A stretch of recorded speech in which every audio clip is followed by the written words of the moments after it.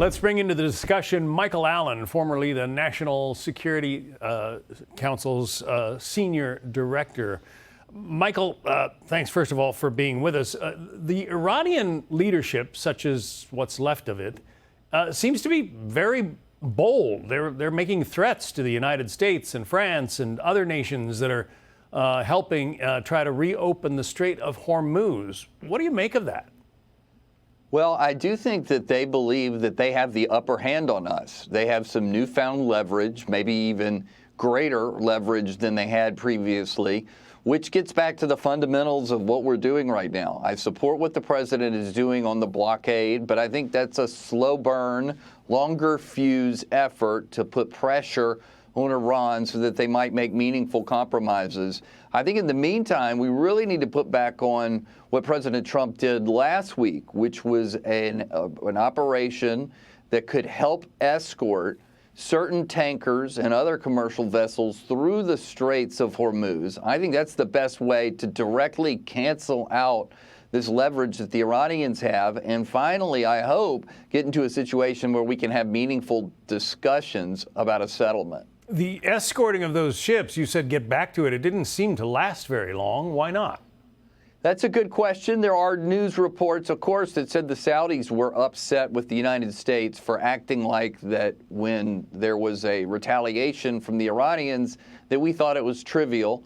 To them, that made it seem like the United States thought that our duty or obligations to them about helping them in the time of war were not taken very seriously. I think we have cleaned up that issue a little bit, and I hope we're back to a place where the president feels comfortable in trying to get our Navy out there. Now, it'll be hard. It won't be without risk, but I think this is the way to go to ultimately negate this advantage that the Iranians have on us. I want to talk to you about the authorization for use of force in just a moment, but first, many on the Republican side have the president's back on this.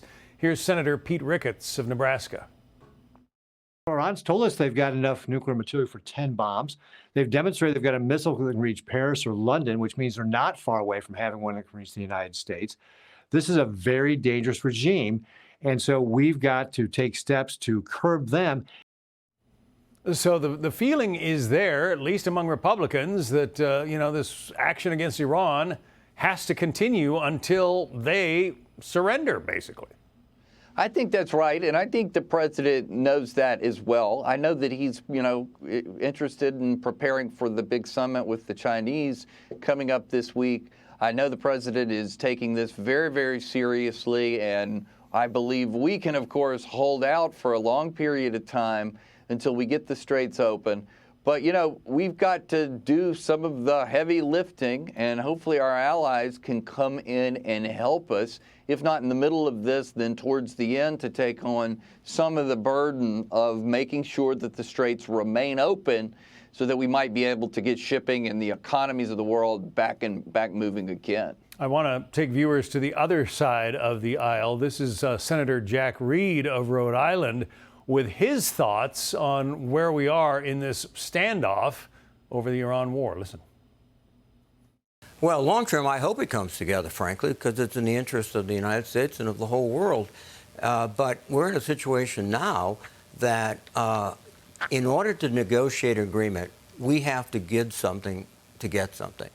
The question is, what is the president willing to give up? What are the Iranians willing to accept? In phrasing it that way, I mean, to my ear, it sounds like he's saying that the Iranians are holding some cards here. I suppose they are, the way they've got the strait bottled up. But other than that, what leverage do they have? Well, I think we can outlast them. I don't know that I like the way the senator put that either. It sounded like he was saying we ought to start negotiating with ourselves and beginning with outlining concessions that the United States is willing to make. I think in the past that the Iranians have asked for and probably received signals from us that eventually there could be not only a cessation of hostilities, a reopening of the straits, but maybe even sanctions relief if we get that far in the negotiations.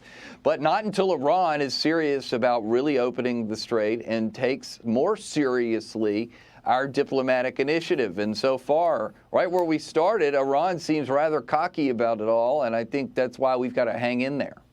Michael Allen, the former senior director from the National Security Council. Michael, thank you. Thank you.